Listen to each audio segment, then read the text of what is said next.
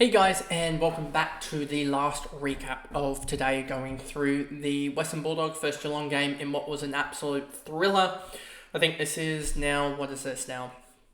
5 tips out of 5 for me, I believe, this round. So yeah, going pretty well. This was a very, very tight game, and a call either way could have changed it. But yeah, in the end, Bont and Liberatore couldn't single-handedly get the Western Bulldogs over the line against Geelong. But before we get into this video, remember to like and subscribe, turn the notification bell on so you know when I upload, and let's get into the recap. So Bontempelli just did Bontempelli stuff. Basically, it's as simple as that. 36, 38, 37, 38. Very, very, very consistent. And yeah, he did what he needed to do. It's as simple as that, and pulled out a 149. So for those who captained him, I really wish I had captained him now. But in the end, it really did, Bontempelli did Bontempelli stuff. So yeah, pretty happy to still have him in my side. Obviously, it sucks that he's now at a 110 average and still not hitting that 117. But the good thing about him is that hopefully now he's going to start to resurrect that cash gen. And also for those teams that have the likes of a Caleb Sarong, they're going backwards and we're going forwards in cash gen. So you'll start to see. And this is what I think team value is sort of different. It is hard to differentiate between, at this point in the season, with Bontempelli versus like a Sarong or whatever, who Sarong is currently, averaging 120 or so? A 121 for Sarong versus a 111. So Sarong's 10 points better and started off, I think, so Sarong's currently plus 21 on the likes of a Bontempelli. But I think generally in a couple games' time, they could get to even and it'd only be a 10-point difference or whatever. So, and it's hard to, like back on my point, it's hard to judge team value because Bontempelli, no one's trading him. So his value, his team value, doesn't really matter what it fluctuates at. It only matters about his score. Same thing with Caleb Sarong. So the only thing that really matters about the team value there, about Bontempelli and Sarong, is the fact that there's a price change. The price that they started different. And I believe Sarong started 984 or whatever, and Bont started 1.08 mil or something. So there's about 100k difference between them. But when you look at the team value difference now, you'll see a rough about 200k difference with those that started Sarong over Bontempelli with no other factors applied. So even though there's actually only a realized value of about 100 difference. So that's something you need to take into account when looking at team values, because when you look at my team value, you look, oh, it stinks. You don't, and yes, I haven't had the Rosie, the Merit, the Sarong, like we were talking about. But when you actually look at the team value in comparison to those, when you take away the Sarong versus Bontempelli or the Rosie versus Bontempelli debate, then you start to see it's not actually as bad as what people think, to be honest with you. And Bontempelli right now, if you look at it, 113 difference, it's going to go up to about 990k. Sarong is going to go down, I believe we said, what did we say? He got an 85 on a 113, 82 on a 113. So he's going to go down 31 difference. So he's going to go down, I would suspect, 32, 33k, down to about that 1.03. So that's already cut 40k in that game. And Bontempelli is going to have like a 90 or an 80 break even, and Sarong's going to have like a 140, 150 break even, and that's how you get that difference. So just that's my thoughts on that one, and how team value can sort of be a little bit misconstrued when you just if you take those type of examples into case. Libba 132. Treloar 125. These two, Libba had I think 19 clearances, 5 centre clearances, so he did a lot of stoppage clearance work, and that's why he ended up, I think, with a massive Supercoach score over the Bontempelli. I think he ended up with a 160 in Supercoach, a 155 for Libba and a 141 for Bont in Supercoach terms. Treloar 125, he was pretty good. I think he came alive in the last, if I remember. Nope, just pretty consistent. I think Libba was the same. 25, 41, 34, 32. So yeah, they were all pretty consistent.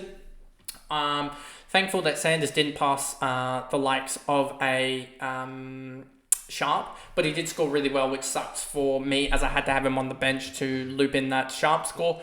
But then again, I take 22 points by being able to loop, and there was a lot of people on the, if we go here, If we go to coaches' choices, we go to starts, and we go to Sanders. He was 8% benched. And then we go to Sharp here quickly.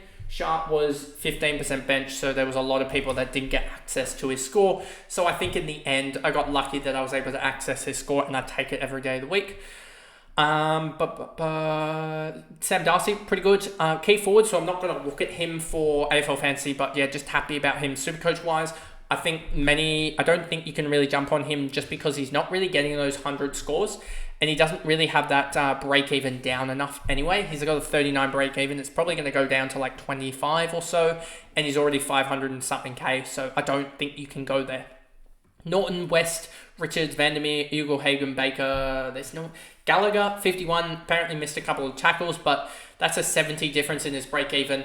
He's going to go up. 70 is about 50K, so that's a pretty good rise out of those people that went for him. So fair play to those. I think he probably deserved a 60 there.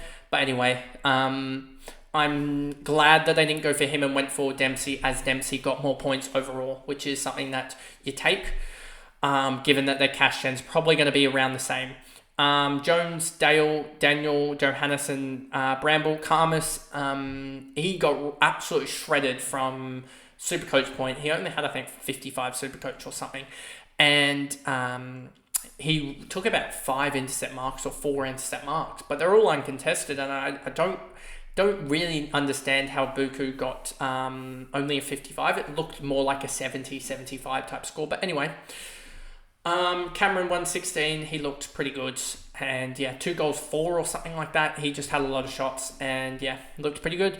Bose with a 97, he's not going to be fantasy relevant, we know that, and yeah, you can even see he had a 74 break even, so this just resurrected his break even. Myers 96, Stanley 90, Holmes an 89, so for those owners that have Holmes, he's still going about it, but Martin was the better pick, simple as that. Stewart 83, and I was thankful that we got this game from Stewart, because not having him, it was a worry. And yeah, just that third quarter where he did nothing, I was really, really happy about. And so yeah, an 83 from him, massive unders, and helps protect my sort of rank for a lot of people that have him, as a lot of the sort of defenders are not really going the best this year. It's basically Sheasel, and then Sheasel, Young, and Whitfield, I think, is just scoring well based on that opening round game. I think the line for top 6 defenders, and we even saw in the Freo game that Luke Ryan had a bad game as well. So a lot of top line defenders had bad games, which was good to see as non-owners. Guthrie, Parfitt, Stengel, Dempsey. And this is why I say jump on Dempsey. This game was a 72 from him. He had a tackle holding the ball that Stengel took the goal, probably rightfully so. If Ollie Dempsey gets a set shot and kicks it, it was like 10 out. He should have kicked it. He gets an 81. There was 2 or 3 tackles as well that he'd had that he could easily... He stuck the tackle, but they got effective handball away. So he was so close there. He also had 2 or 3 marks. And I know you could go about this but with every player, but that's the thing I like about Dempsey, is that he looks like he could honestly score about 90 each week without goals. So that's why I think he is still going to be up there in terms of being a forward for a long, long time, and so that's why I really like him as a pick. Atkins, Tui, Blickards, Bruin, Colin Jasny, Henry, DeConing, Close, and Duncan as well at 48 from him. He really didn't turn it on, and so he's just going to dunk in price. That was a bad joke. Henry Clark got subbed out as on a 35 with a -3 break even. His break even's going to go to like 15, 20 again. But we've got that price riser starting, and so yeah, he's going to go from a 302k to what I expect to be probably almost close to a 330k. So you're starting to get the price rises out of him, and all we need another game is another big game from him. And I still think he holds his spot. I think they were just trying to conserve energy. Do they have another? I need to check again, but they may have another early game this game week, and they were just trying to conserve people. Let me just check in round 5 when they play.